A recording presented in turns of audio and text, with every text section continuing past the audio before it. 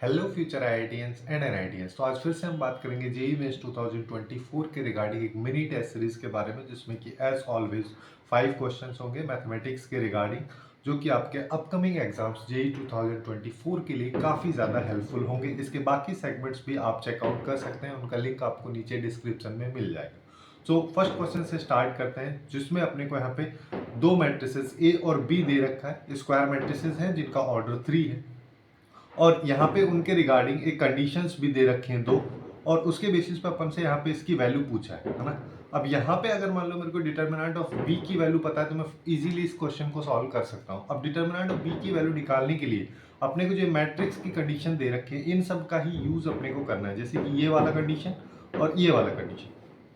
अब इन दोनों का यूज कैसे अपने को करना है, उसके लिए यहाँ पे अपने को डिटर्मिनेंट वगैरह की कुछ प्रॉपर्टीज जो है वो सब पता होनी चाहिए। जैसे कि अगर मान लो मैं यहाँ पे डिटर्मिनेंट लगा देता हूँ, तो दोनों साइड डिटर्मिनेंट लगाएंगे तो यहाँ पे आ जाएगा ये, यहाँ पे बी आ जाएगा, ए नहीं आएगा, है ना। अब यहाँ पे कुछ प्रॉपर्टीज ये है, जैसे कि पहली प्रॉपर्टी थी ये कि अगर मान लो किसी भी मैट्रिक्स का डिटर्मिनेंट और उसकी ट्रांसपोज का डिटर्मिनेंट दोनों की वैल्यू सेम होती है, तो यहाँ पे अपन बोल सकते हैं इसको अगर मान लो मैं अलग अलग लिखता हूँ तो ये आ जाएगा, और जो फाइनली अपने को देगा डिटर्मिनेंट ऑफ ए का होल स्क्वायर, है ना।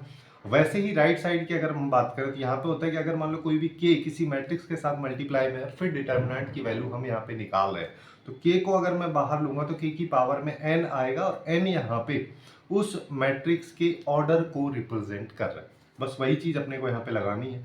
तो फाइनली अपने पास यहाँ पे आ जाएगा 3 की power 3 into determinant of B, जहां से मैं लिख सकता हूँ डिटर्मिनेंट ऑफ ए का whole square equal to 27 into determinant of B. अपने पास में एक कंडीशन ये वाली आ रही है। अब इसका कहीं ना कहीं अपन यूज करेंगे, और इसका यूज हम सेकंड वाली कंडीशन में कर सकते हैं, जो कि अपने को यहाँ पे दे रखा है 2 into A B inverse equal to 3 A inverse B. अब यहाँ पे क्या कर सकते हैं, यहाँ पे भी वापिस से हम डिटर्मिनेंट ले लेते हैं दोनों साइड में।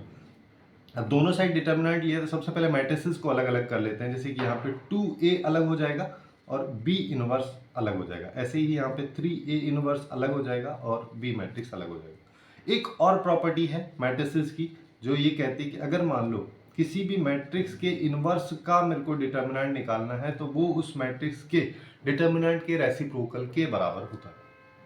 तो वही चीज अपन यहाँ पे अप्लाई कर सकते हैं। कांस्टेंट अगर बाहर आएगा तो हमको पता है कि इसकी पावर 3 हो जाएगी, क्योंकि यहाँ पे ऑर्डर 3 है, तो यहाँ पे आ जाएगा 8 2 की पावर 3 यानी कि 8 आ जाएगा determinant of A into determinant of B inverse. इसको मैं 1 अपॉन बी का डिटर्मिनेंट लिख सकता हूँ, ऐसे ही यहाँ पे 27 आ गया, इसको 1 अपॉन ए का डिटर्मिनेंट और यहाँ पे बी, ये अपन लिख सकते हैं। इसको इधर ले जाओ, इसको इधर ले आओ, तो यहाँ पे आएगा 8 इंटू डिटर्मिनेंट ऑफ ए का whole square equal to 27 into determinant of B का होल स्क्वायर।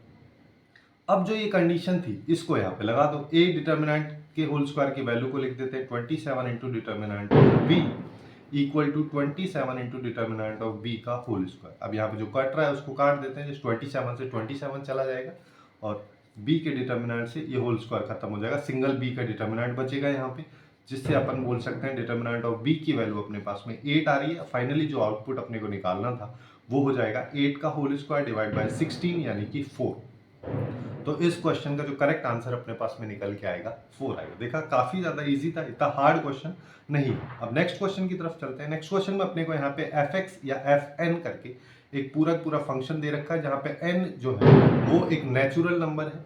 तो अपन से पूछा है यहाँ पे कि हमारे पास जो सेट A है, जिसमें कि f6 तक की वैल्यूज को इंक्लूड यहाँ पे किया जा रहा है, इन सारी वैल्यूज में से कौन कौन सी वैल्यूज पॉजिटिव हैं।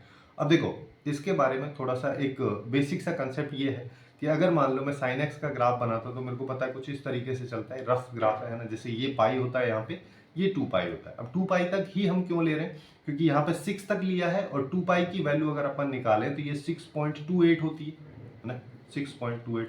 वैसे ही यहाँ पे पाई की वैल्यू 3.14 होती है, ठीक है। 3.14 को 2 से मल्टीप्लाई किया और कुछ नहीं किया मैंने यहाँ पे। अब देखो, अब यहाँ पे अगर मैं देखूं जब x की वैल्यू या n की वैल्यू 1 होगी तो यहाँ पे आउटपुट आएगा sin 1, जो कि यहाँ पे पॉजिटिव रहेगा। sin 2 यहीं पे आएगा और 3 भी यहीं पे आएगा। वैसे ही 4 यहाँ पे आएगा, 5 यहाँ पे आएगा, 6 भी इसी के अंदर आएगा, जो 2 पाई से पहले आएगा और पाई के बाद आएगा। तो अपन यहाँ पे देख सकते हैं कि पॉजिटिव टर्म्स की अगर मैं बात करता हूं तो मेरे पास में sin 1, sin 2 और sin3, तीन पॉजिटिव टर्म्स हैं। सिमिलरली मेरे पास में तीन नेगेटिव टर्म्स भी हैं, जैसे कि sin4, sin5 और sin6। अब अपने को निकालनी है यहाँ पे वैल्यूज। इस जैसे f1 की वैल्यू निकालोगे तो f1 की वैल्यू क्या हो जाएगी, sin1, है ना। f1 की वैल्यू अगर अपन देखते हैं तो वो होगी sin1। ऐसे ही जो कि अगर अपन इसको देखें तो यहाँ पे एक पॉजिटिव वैल्यू होगी क्योंकि sin1 पॉजिटिव टर्म है ना। वैसे ही f2 की वैल्यू निकालोगे तो ये आ जाएगा sin1 इंटू sin2। दोनों पॉजिटिव वैल्यू हैं तो फाइनल आउटपुट जो है वो भी पॉजिटिव ही होगा। वैसे ही f3 निकालते हैं तो ये क्या आएगा, sin1 into sin2 into sin3। तो ये टर्म भी अपनी पॉजिटिव होगी क्योंकि तीनों टर्म पॉजिटिव है।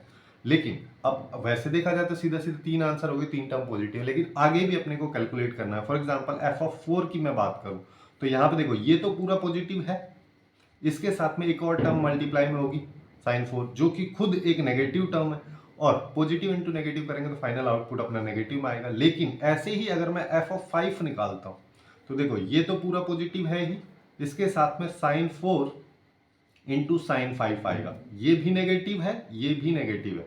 इनको दोनों को मल्टीप्लाई करेंगे तो फाइनली पॉजिटिव आएगा, पॉजिटिव इंटू पॉजिटिव करेंगे तो फाइनल आउटपुट भी अपना पॉजिटिव ही आएगा।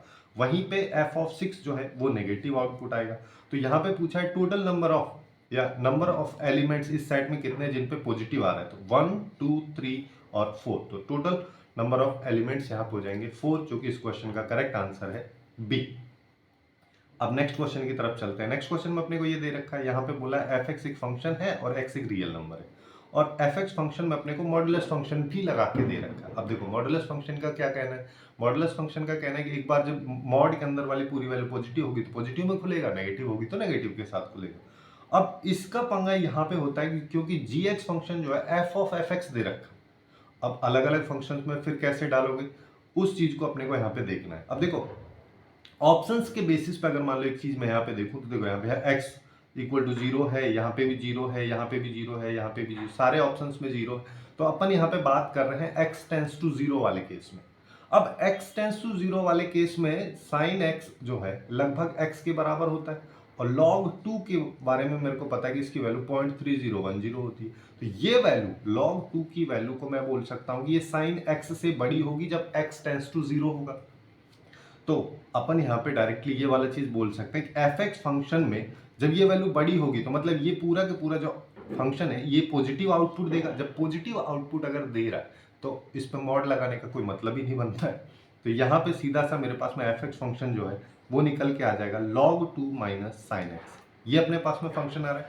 अब अपन इजीली g(x) फंक्शन निकाल सकते हैं। तो g(x) फंक्शन क्या आ जाएगा, g(x) फंक्शन मेरे पास में यहाँ जाएगा f(f(x), तो log 2 तो log 2 ही रहने वाला है, साइन फिर x के अंदर वापिस से f(x) फंक्शन को डालेंगे तो यहाँ पे आ जाएगा log 2 माइनस साइन एक्स, ये अपने पास में फंक्शन निकल के आया। अब देखो अब यहाँ पे अगर मैं इस चीज को देखता हूँ तो ये मेरे को पता है कि ये एक कांस्टेंट टर्म है ना। पूरा पूरा जो ये है मेन फंक्शन जो कि अपना ट्रिग्नोमेट्रिक फंक्शन है, और trigonometric function generally continuous function होते हैं। ठीक है, जब भी अपन कंटिन्यूटी वगैरह के बारे में बात करते हैं इनके रेस्पेक्टिव डोमेन में हम यहाँ पे बात कर रहे हैं। अब देखो अब दूसरा चीज अपन यहाँ पे ऑप्शंस के बेसिस पे क्या आइडिया लगा सकते हैं कि यहाँ पे देखो g डैश x है, यहाँ पे भी g डैश x है, यहाँ पे भी g डैश x है, और x इक्वल टू 0 अपन ने यहाँ पे डाला। तो तीन ऑप्शंस में g डैश x की वैल्यू दे रखी है, तो अच्छा होगा अगर हम इसको पहले निकाल लेते हैं। तो g डैश x की वैल्यू अगर मान लो मैं निकालता हूँ तो सबसे पहले इसको डिफ्रेंशिएट करेंगे, कॉन्स्टेंट का डिफ्रेंशिएशन 0 हो गया, माइनस साइन यहाँ पे आ गया, और कॉस साइन का डिफ्रेंशिएशन कॉस x होता है, साइन थीटा का कॉस थीटा होता है, तो ये आ गया यहाँ पे। और अब अंदर वाले का डिफरेंशिएशन कर दो चेन रूल की हेल्प से, तो अंदर वाले का करेंगे तो 0 माइनस कॉस एक्स यहाँ पे आ गया, माइनस यहाँ पे है, माइनस यहाँ पे है, तो फाइनली आउटपुट अपने को कॉस एक्स मिलेगा इनटू कॉस, सारा सारा पॉजिटिव में मिल जाएगा, है ना। ये अपना आउटपुट हो गया। अब लेकिन मेरे को चाहिए जी डैश 0, तो जी डैश 0 निकालने के लिए एक्स की जगह 0 डाल दो, कॉस 0 की वैल्यू 1 होती है, यहाँ पे कॉस आ गया, यहाँ पे log 2 आ गया, साइन 0 0 होता है, final output is cos log 2। इसको देख लो, ये तो अपना डी ऑप्शन में मैच कर रहा है और किसी में मैच ही नहीं कर रहा, तो अपन यहाँ पे बोल सकते हैं कि इस क्वेश्चन का जो करेक्ट आंसर निकल के आएगा वो आ जाएगा डी।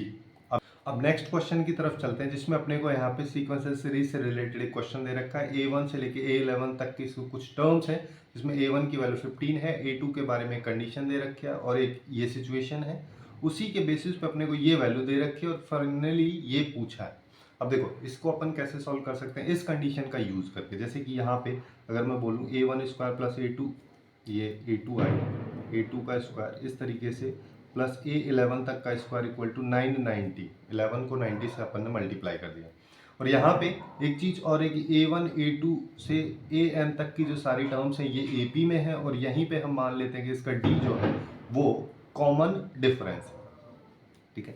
अब इसका यूज अपन ऐसे कर सकते हैं कि जैसे a1 को तो a1 ही लिख दो, a2 को क्या लिख दोगे, a1 प्लस डी का होल स्क्वायर।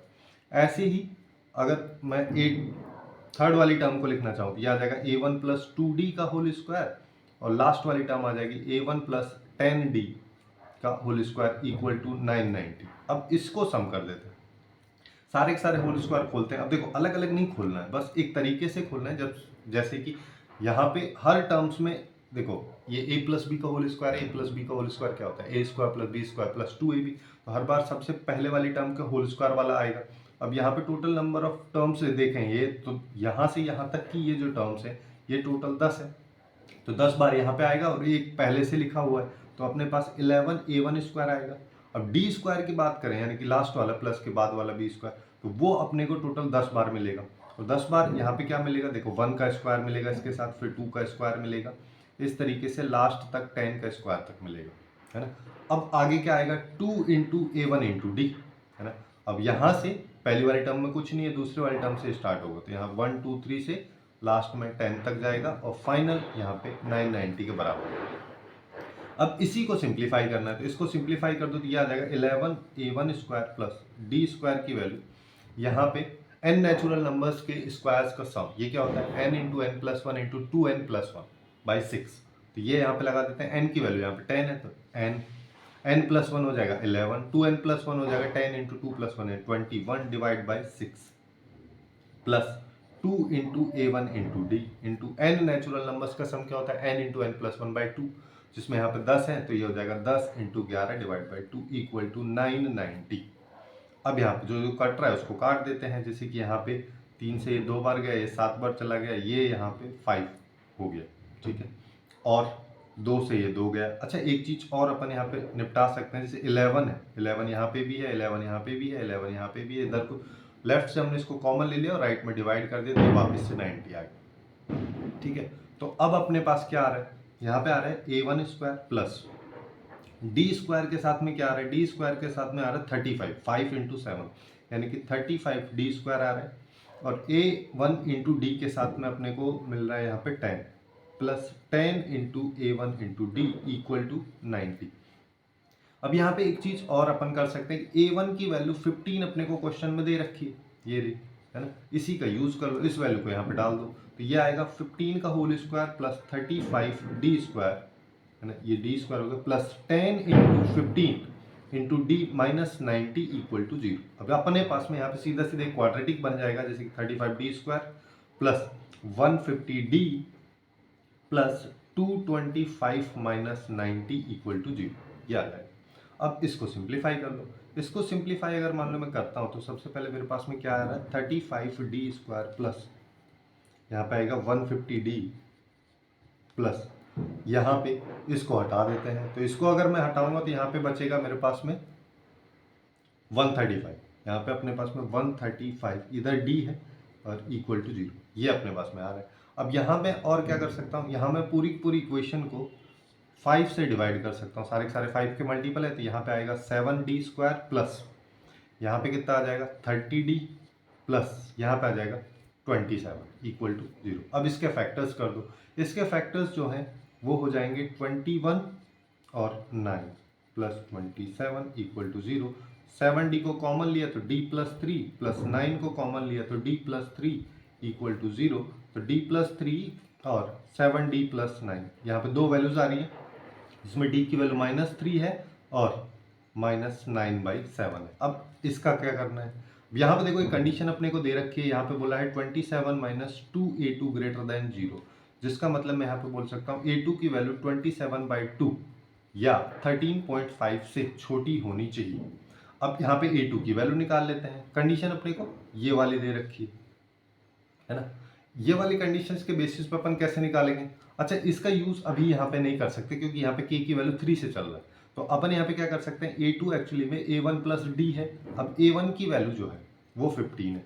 अब पहला वाला केस अपन ले रहे हैं, पहला वाला केस जब D की वैल्यू -3 है। अब -3 है तो ये -3 हो गया, ये 12 हो गया, जो कि 27/2 से छोटी है, ये सही बात है ना।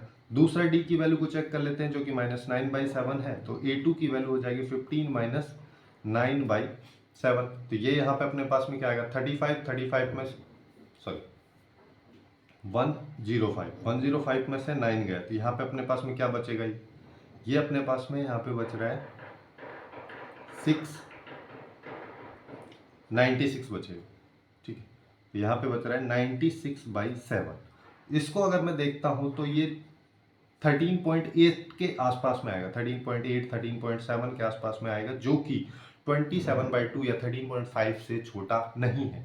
तो ये वाली वैल्यू को अपन ले ही नहीं सकते, तो अपने पास D की केवल एक वैल्यू आई जो कि -3 आ रही। तो अभी अपन क्या बोल सकते हैं, A1 की वैल्यू मेरे पास में 15 है और D की वैल्यू -3 है और A2 की वैल्यू 12 है। उसी के बेसिस पे अब ये वाला पैटर्न फॉलो कर लेते हैं। यहाँ पे क्या कह रहा है, जैसे A3 की वैल्यू अगर मान लो मेरे को निकालनी है, तो A3 की वैल्यू यहाँ पे क्या हो जाएगी। अच्छा, इसको भी निकालने की कोई ज़रूरत नहीं है ना, इस चीज़ का यूज़ करने की ही कोई ज़रूरत नहीं है। ये बेसिकली AP को रिप्रेजेंट यहाँ पे कर रहे हैं।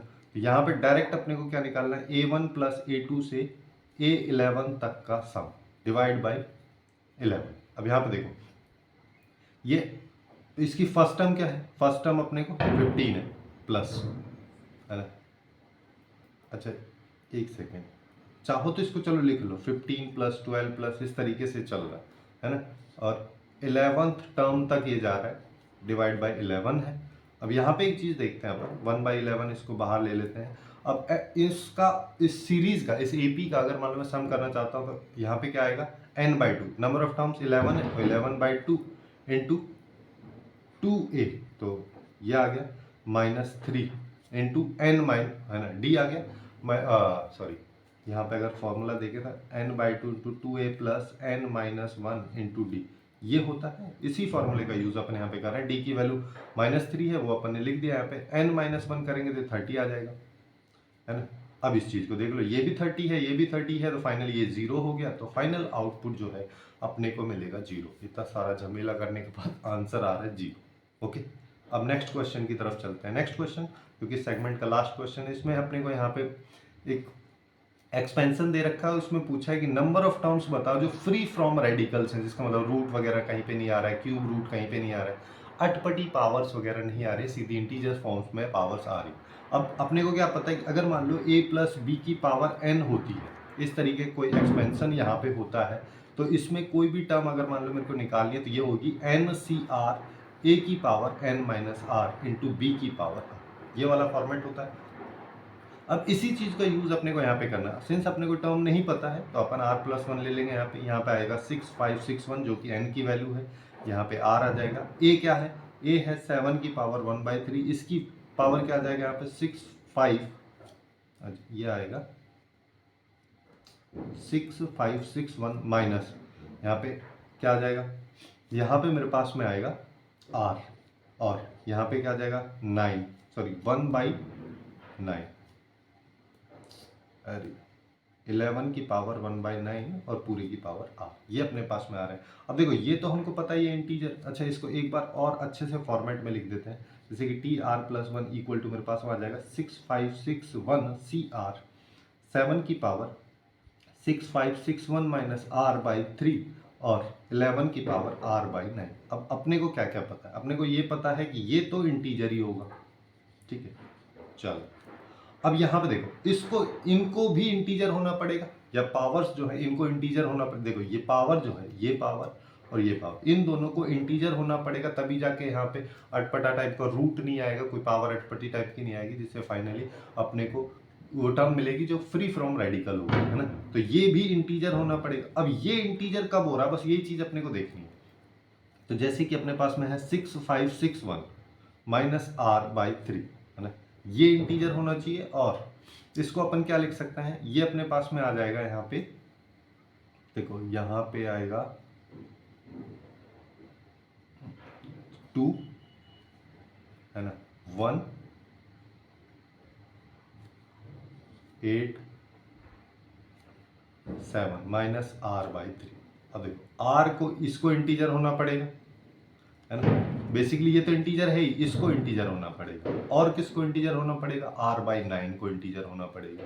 अब ये कब होगा? सिंस आर की वैल्यू अपने को पता है कहाँ से कहाँ तक जा सकती है, मैक्सिमम हो सकती है 6 5 6 1 और मिनिमम क्या हो सकती है 0, है ना। अब देखो चाहे तो आर बाई 3 को इंटीजर बना लो, या फिर उससे अच्छा है कि आर बाई 9 को पहले हम इंटीजर बनाते, क्योंकि जब आर बाई 9 इंटीजर बनेगा तो ऑब्वियस सी बात है आर बाई 3 तो इंटीजर ऑटोमेटिक ही बन जाएगा। तो आर बाई 9 को बनाने के लिए अपन यहाँ पे क्या कर सकते हैं, पूरी इक्वेशन को 9 से डिवाइड कर देते हैं। तो यहाँ पे कितना आएगा, यहाँ पे 9 से अगर इसको डिवाइड करोगे तो यह आएगा 729, ठीक है। तो अपने पास में यहाँ पे r बाई 9 के कितनी वैल्यूज हैं, ये 729 है, ये यहाँ पे 0 है। टोटल नंबर ऑफ वैल्यूज की अगर मैं बात करूँ तो यहाँ पे आ जाएगा 729 तक तो है ही, उसके साथ साथ 0 भी इंक्लूडेड है। Total number of values r की जो है वो पॉसिबल है 730, है ना। वही चीज यहाँ पे k है। अब अपन से पूछा k divide by 100, k divide by 100 क्या हो जाएगा, k डिवाइड बाई 100 अगर निकालेंगे तो वो आएगा 7.3, जो कि इस क्वेश्चन का करेक्ट आंसर सी ऑप्शन हो जाएगा। तो यही थे कुछ इंपॉर्टेंट क्वेश्चन जो कि अपन ने जेई मेंस 2024 की मिनी सीरीज नंबर 5 में डिस्कस किए। सो आज के लिए बस इतना ही। Hopefully you guys find it useful, and if you find it useful then please do like, share and subscribe.